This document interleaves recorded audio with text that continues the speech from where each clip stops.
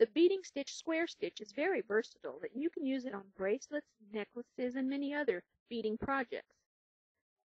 Let's thread our thread and needle with 5 beads to form the first row of your square stitch.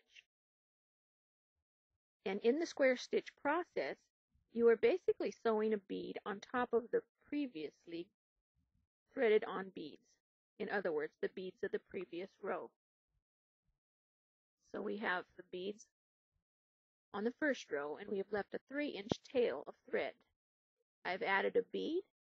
I go forward and then back through the first bead of the bottom row, and then again through the new bead just added. I'm holding it down with my finger,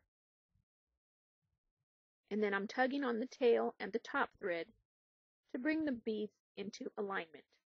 I've threaded on another bead and entered my needle through the next bead of the bottom row, and then back again through the new bead just added, giving it another tug on the tail and the working thread to bring the beads into alignment. You'll see 2 new beads in row 2, and you'll see the bottom row of 5 original beads. Next, I'm going to thread on another bead for the 3rd bead of the 2nd row, again entering from left to right, and then back again through the newly added bead. Again tugging on the tail and the working thread to bring the beads into alignment. It's a little wobbly until you've gotten a few rows down. So you'll continue across by adding beads and sewing them into the first row, and then back through the bead just added.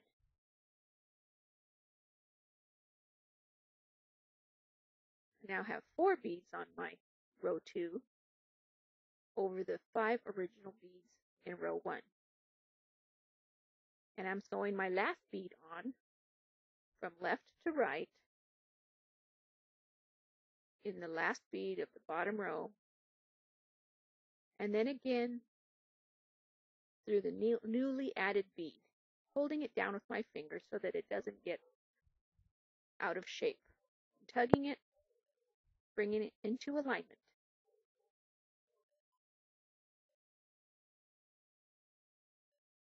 I flip the piece over and begin the process again for row 3.